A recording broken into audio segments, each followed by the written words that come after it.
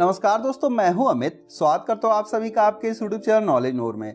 दोस्तों, आज रेलवे में पूरब से पश्चिम या फिर उत्तर से दक्षिण चारों तरफ सिर्फ चर्चा वंदे भारत एक्सप्रेस की हो रही है, क्योंकि वंदे भारत एक्सप्रेस स्वदेशी टेक्नोलॉजी को अपनाकर काफी लोकप्रियता हासिल कर रही है।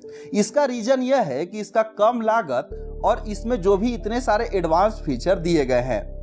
दोस्तों, इन सभी चीजों को देखते हुए मेरे एक व्यूअर ने यह जानना चाहा कि इंडियन रेलवेज के पास वंदे भारत जैसी सेमी हाई स्पीड ट्रेन होने के बावजूद दिल्ली मेरठ रेल कॉरिडोर पर आरआरटीएस के लिए विदेश की कंपनी बोम्बार्डियर से ट्रेन क्यों खरीदे जा रहे हैं। तो दोस्तों, आज के इस वीडियो में हम इसी के बारे में डिस्कस करेंगे और जानेंगे कि आरआरटीएस के लिए बोम्बार्डियर से ट्रेन क्यों लाया जा रहा है, जबकि इंडियन रेलवेज के पास खुद का इतनी एडवांस टेक्नोलॉजी वाला ट्रेन वंदे भारत एक्सप्रेस है। तो दोस्तों, जैसा कि आप सभी को पता है, आरआरटीएस जिसका पूरा नाम है regional rapid rail transit system, जो कि दिल्ली मेरठ रेल कॉरिडोर पर 82 किलोमीटर का एक डेडिकेटेड ट्रैक्स है। दोस्तों, इस पर जो है बोम्बार्डियर के द्वारा बनाई गई ट्रेन चलाई जाएगी। ये जो ट्रैक्स है स्टैंडर्ड गेज का है और इस पर जो ट्रेनें चलेंगी वह 180 किलोमीटर पर आवर की स्पीड में चलेंगी, जिनका average speed 100 kilometre per hour रहेगा। तो दोस्तों, अब ये सवाल आना जायज है कि जब भारतीय रेलवे के पास खुद का जो वंदे भारत एक्सप्रेस है इतनी हाई स्पीड दे सकते हैं और इतने सारे एडवांस फीचर है, तो वही वंदे भारत एक्सप्रेस जो है इस कॉरिडोर पर क्यों नहीं चलाई जा रही है।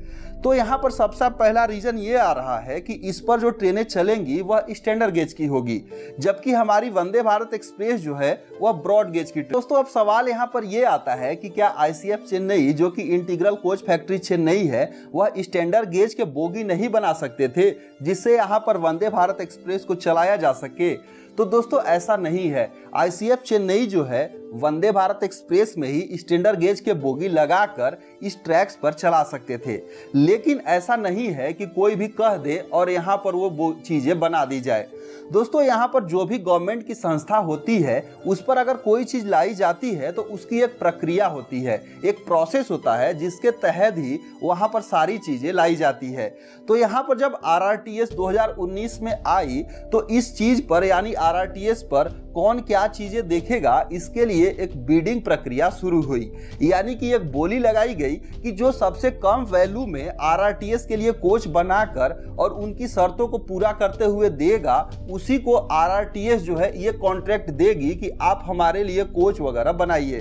तो दोस्तों, जब 2019 में ये बिडिंग प्रक्रिया पर आरआरटीएस के द्वारा जो बिडिंग प्रक्रिया रखी गई उसमें ये शर्तें रखी गई कि जो भी कंपनी हमारे लिए 243 वीक में 210 कोच हमें बनाकर देगा, इसके साथ 15 साल तक उसका मेंटेनेंस करेगा, साथ ही साथ ये सारी चीजें मेक इन इंडिया के तहत होगी, वही इस बिडिंग प्रक्रिया में शामिल हो सकते हैं। तो दोस्तों, इन सभी शर्तों को देखते हुए मात्र 3 कंपनियों ने इसमें हिस्सेदारी ली, जो कि पहली कंपनी थी Bombardier transportation India private limited, और दूसरी कंपनी थी सीएएफ इंडिया प्राइवेट लिमिटेड, और तीसरी कंपनी थी अल्स्टम ट्रांसपोर्ट इंडिया प्राइवेट लिमिटेड।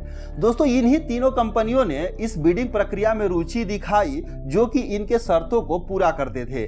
तो जब इनका जो बोली सामने आया तो इस बोली में जो सबसे अधिक प्राइस था वो अल्स्टम इंडिया प्राइवेट लिमिटेड का था, जिनका टोटल यहाँ पर रेट था 3,343 करोड़ 210 कोच बनाने के लिए, और सीएएफ इंडिया प्राइवेट लिमिटेड का 2,850 करोड़ रुपए था, और बोम्बार्डियर इंडिया ट्रांसपोर्टेशन का 2,577 करोड़ रुपए था पूरे 210 कोच बनाने के लिए। तो इस तरीके से सबसे कम बोली जो थी वह Bombardier transportation India private limited. दोस्तों, इसीलिए यहाँ पर दिल्ली मेरठ रेल कॉरिडोर पर बोम्बार्डियर इंडिया प्राइवेट लिमिटेड को ही 210 कोच आरआरटीएस के लिए बनाने को मिल गए, और यहाँ पर ये जो है चीजें 2023 के अंत तक पूरा होने वाली। दोस्तों, इसीलिए ये जो दिल्ली मेरठ रेल कॉरिडोर पर आरआरटीएस के लिए वंदे भारत एक्सप्रेस जैसी ट्रेनें नहीं आई, क्योंकि आईसीएफ जो है चेन्नई के पास ऑलरेडी भारतीय रेलवे के वंदे भारत एक्सप्रेस बनाने के इतने सारे कॉन्ट्रैक्ट थे, यानी इतने जल्दी उन्हें बनाकर देने थे